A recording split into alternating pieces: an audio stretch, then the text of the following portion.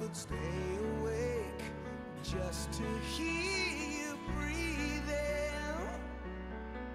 Watch you smile while you are sleeping, while you're far away and dreaming. I could spend my life in this sweet surrender.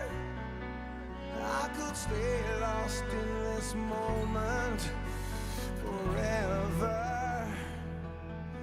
Every moment spent with you is a moment I treasure. Amici sportivi dell'Atletici, un saluto da Enrico Pigato. Siamo allo stadio Tullio Morgagni di Forlì, dove oggi il Bassano si gioca probabilmente l'ultima carta per accedere direttamente ai playoff. Di fronte un Forlì agguerrito, un Forlì che ha già raggiunto il proprio obiettivo, deve solo chiudere un bel campionato di fronte ai propri tifosi e quindi spera di farlo con una prestazione super. Mister Rastelli ha a disposizione tutto l'11 titolare, l'11 che ha spesso visto in campo in questo campionato.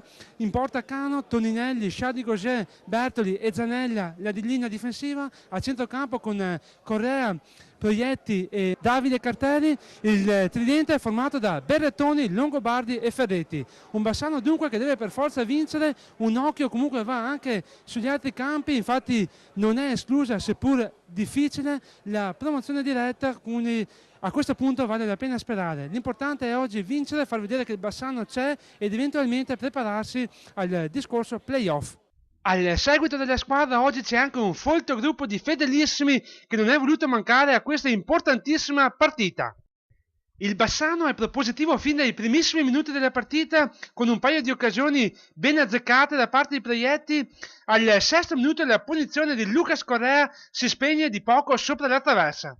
Al 13esimo, bella azione Bassano, Berrettoni apre per Toninelli che ha fatto sovrapposizione, calcia di destro ma non inquadra lo specchio e la palla termina fuori.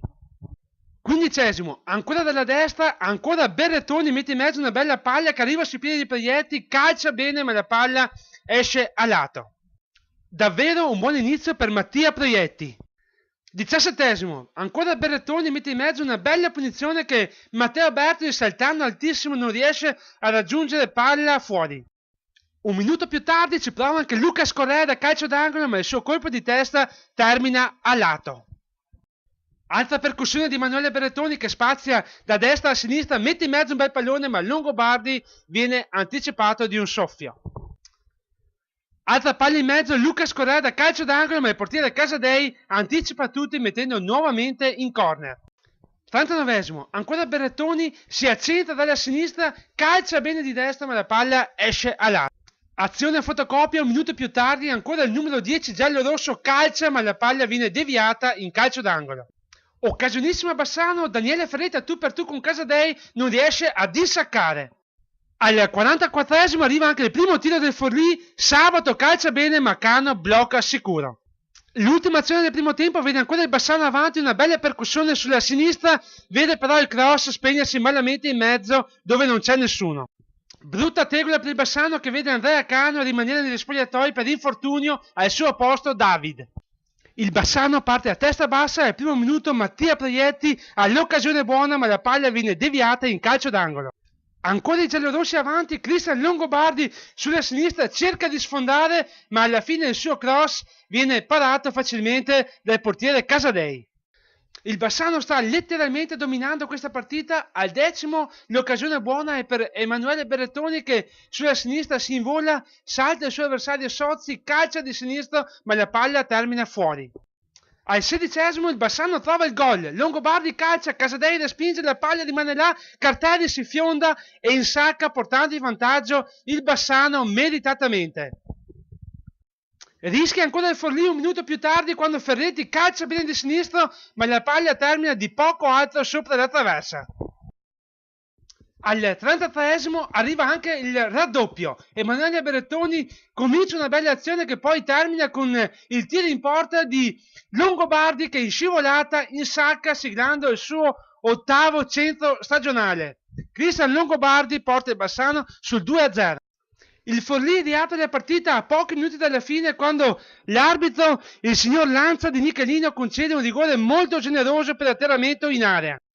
Si incarica di cacciare il penalty Petrescu, vera punta di diamante di questa squadra, che insacca il suo 14° sigillo stagionale. Da qui alla fine non succederà più nulla, il Bassano quindi vince. Un applauso particolare ai tifosi giallorossi che hanno incitato la squadra per tutta la partita.